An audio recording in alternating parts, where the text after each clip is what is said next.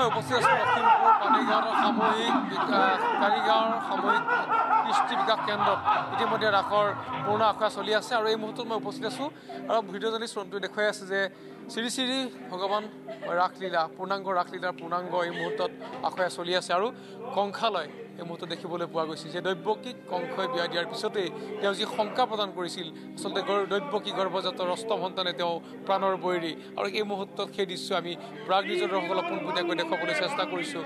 কাৰণ 19, 20 আৰু 21 তাৰিখে 3 দিনীয়া কাৰ্যসূচীৰে এই জ্ঞানোদয় সামূহিক কৃষ্টি বিকাশ কেন্দ্ৰত 3 দিনীয়াকৈ ৰাস মহালীলা আয়োজন কৰা হৈছে আৰু এই মুহূৰ্তত যি ৰাসয়া সেই আখয়া পূৰ্ণাংগ আখয়া দেখিবলৈ পোৱা গৈছে।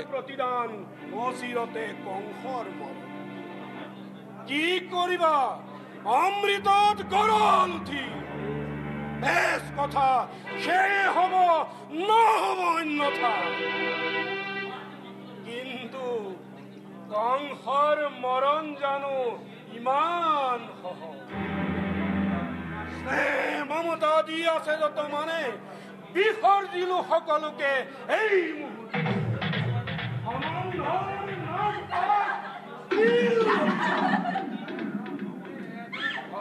ঘাতে দৈৱকীৰ পৰিশীল আছে মুক্ত হব খোজা মোৰ মৃত্যু দুৱাৰ থমেবে ৰুদ্ধ কৰি চিৰকাললৈ।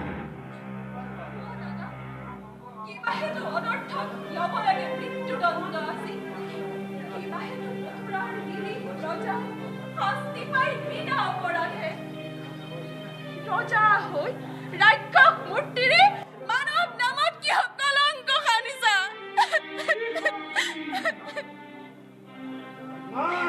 মই পুনৰ কৈছোঁ যে শ্ৰী শ্ৰী ভগৱানৰ ৰাসলীলা ইতিমধ্যে পূৰ্ণাংগ আখৰা সমগ্ৰ ৰাজ্যতে চলি আছে আৰু এই মুহূৰ্তত লখিমপুৰ জিলাৰ পানীগাঁৱৰ এই কৃষ্টি বিকাশ কেন্দ্ৰত ইতিমধ্যে আখৰা পূৰ্ণাংগ ৰূপত চলি থকা দেখিবলৈ পোৱা গৈছে আৰু সেই মহাৰাস এই মুহূৰ্তত সেই যি পৰিৱেশ সেই পৰিৱেশ এই মুহূৰ্তত আমি দেখুৱাইছোঁ প্ৰাগ নিউজসকলক পোনপটীয়াকৈ।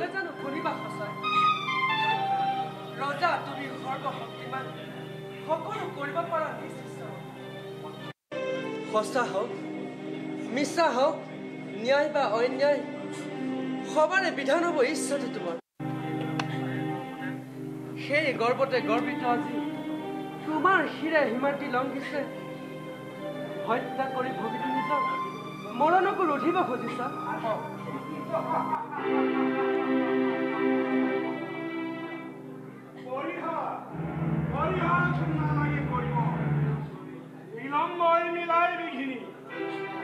তোমাৰ কথাই সঁচা ৰজা মই যেনে ইচ্ছা তেনেই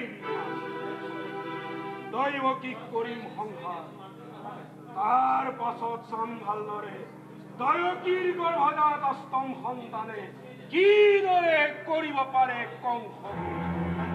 সাজু দৈৱকী তই মৃত্যুৰ বাবে প্ৰত্যেক মুহূৰ্ততে। কিন্তু দাদা ৰূপ জানিবা বীৰ তুমি মহাশক্তিমান তথাপিতো দেখাবা সন্মুখত আগন্তুক মৰণৰ স্বপ্ন প্ৰহেলিকা জীৱা দৰে কপিছা ভয়ত দৈৱকীয়ে মৃত্যুৰ নামত বিচলিত নহয় তেনোৱা।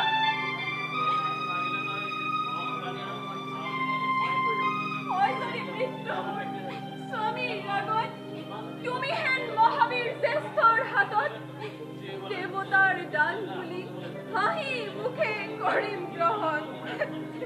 সঁচা কথা মহাৰাজ, এনে কাৰ্য অতি অশুভ। নাৰী হত্যা ভগিনী হত্যাৰে কলংকৰ কালিমাখানি ক্ষত্ৰিয় ৰক্ষা বিনা প্ৰয়োজনে তুমি ৰঞ্জিত কৰিবা।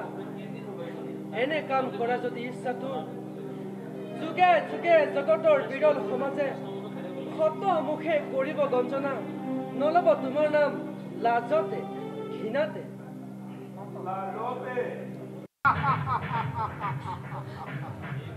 আৰু তাৰ এই ভয়ত হাঁহ পুহি গাখীৰ খুৱাই এই মূৰ্খ কংস মহাৰাজে বীৰ বুলি জগতত হব পাৰিছিল।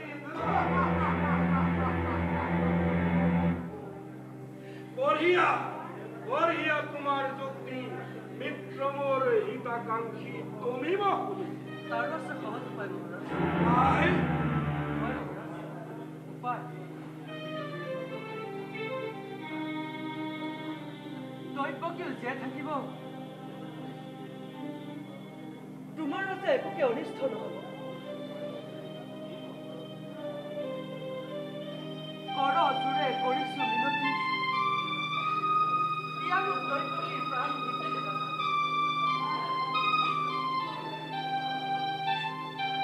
তাৰ পৰিৱৰ্তে মহাৰাজ দৈৱকীৰ গৰ্ভজাত প্ৰতিটো সন্তান যি মুহূৰ্ততে ভূমিষ্ঠ হব তাৰ পাছতে এটিকৈ আনিকি তোমাৰ গুণাত হত্যা কৰি দিব হবা তুমি নিষ্কণ্টক চিৰকাললৈ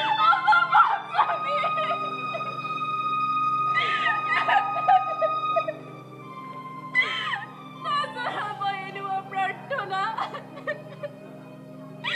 পৃথিবীৰ নতুন নদীতি পৰাগৰ দেবকী কুকৰল নিষ্পাপ সিহঁতৰ প্ৰাণৰ বিনিময়ে জীৱন ভিক্ষাৰ